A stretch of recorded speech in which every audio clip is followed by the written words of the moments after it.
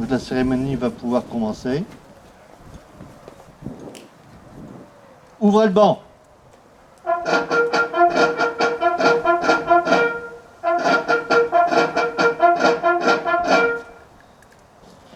En ce 8 mai 2021, j'ai l'habitude de mettre à l'honneur un élément qui a marqué cette Seconde Guerre mondiale. Cette année, j'ai voulu marquer la bataille de Bir Hakeim. C'était une bataille décisive de la Seconde Guerre mondiale, d'un point d'eau désaffecté tenu uniquement par des Français, au milieu du désert de Libye, au sud de Tobrouk, qui se déroulera du 27 mai au 11 juin 1942, durant la guerre du désert.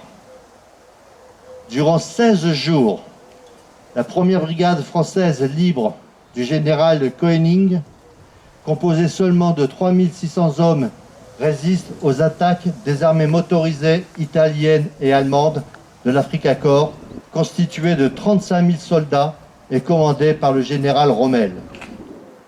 Dans la nuit du 10 au 11 juin, les Français percent les lignes allemandes et arrivent à rejoindre les forces britanniques.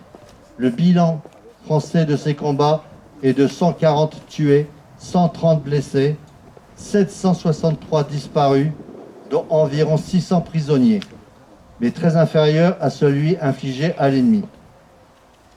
Je vais vous lire maintenant l'ordre du général de brigade Koenig en date du 15 juin 1942. Ordre général numéro 1. Officier, sous-officier, homme de troupe de la première brigade des forces françaises libres. Vous avez reçu la mission de tenir sans faillir la position de Bir Hakeim, bastion sud de la défense en Libye. Bir Hakeim est une victoire française.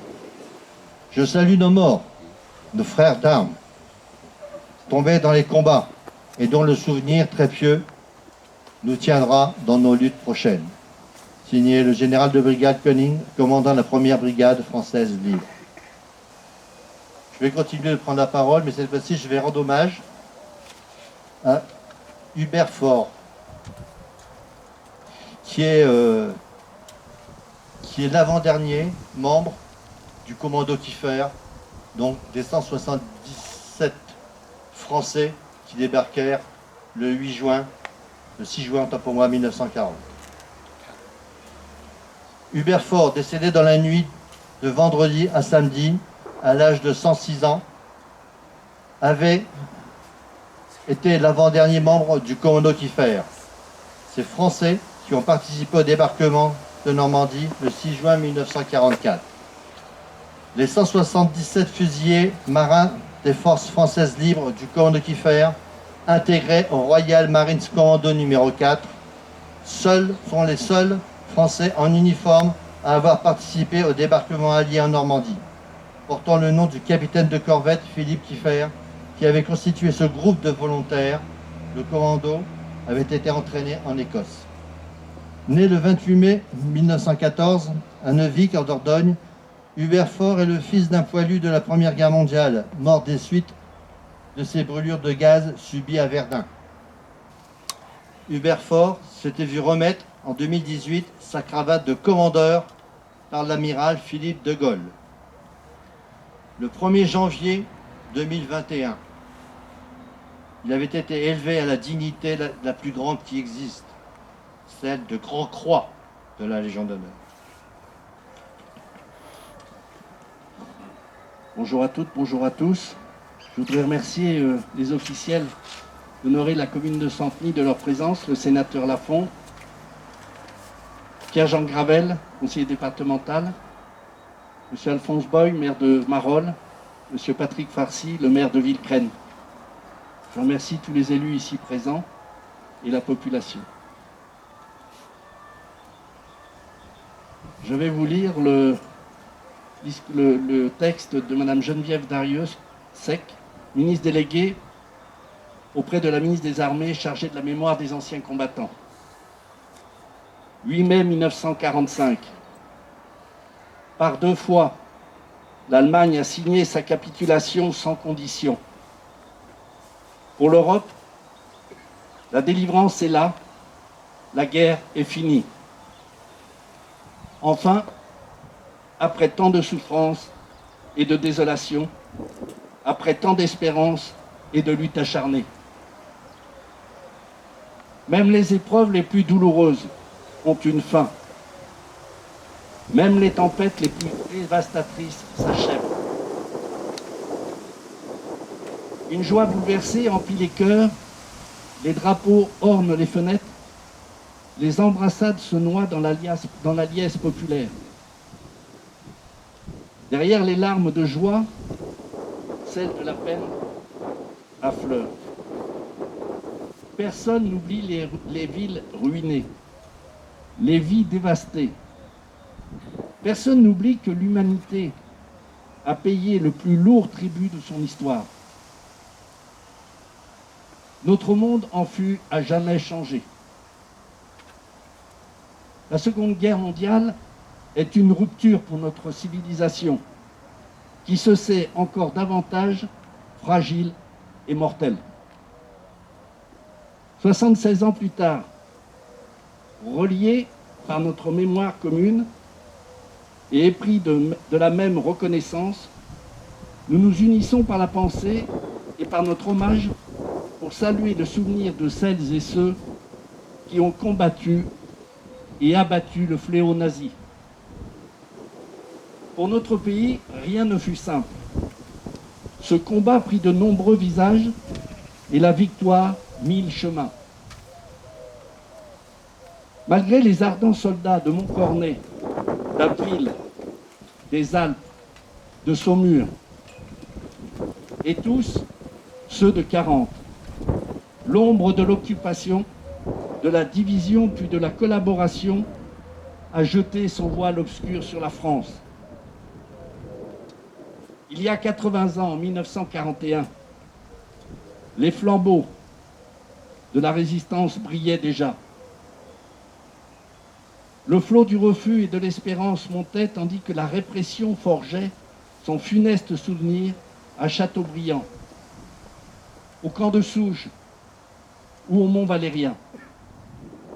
La France libre recevait le ralliement des territoires ultramarins et poursuivait son inlassable épopée. Dans les sables de Koufra, elle nouait un pacte avec la victoire. Et par la voix du colonel Leclerc, regardait déjà vers Strasbourg. À l'instar d'Hubert Germain, dernier des compagnons de la Libération, ce fut toute une jeunesse, ardente et résistante, qui refusa la défaite et l'asservissement, qui refusa de servir les desseins de l'occupant. Tous, ils ont permis à la France de s'asseoir à la table des vainqueurs. Cela fut rendu possible par le combat acharné des armées françaises et des armées alliées, par les forces françaises libres qui jamais ne cessèrent la lutte, par le dévouement des résistants de l'intérieur, par chaque Française et Français qui a refusé l'abaissement de la France et la négation de ses valeurs. Notre gratitude demeure indéfectible. Entendons les mots de Malraux. Un monde sans espoir est irrespirable. La victoire de 1945 et les succès de l'espérance, mais elle est aussi l'aube d'un nouvel effort collectif pour la reconstruction, pour la paix et pour l'Europe. Hier, comme aujourd'hui, face aux épreuves et aux crises du temps, la nation française se tient debout, résiliente et espérante. Unie et solidaire, souvenons-nous de l'adversité surmontée et de la liberté reconquise.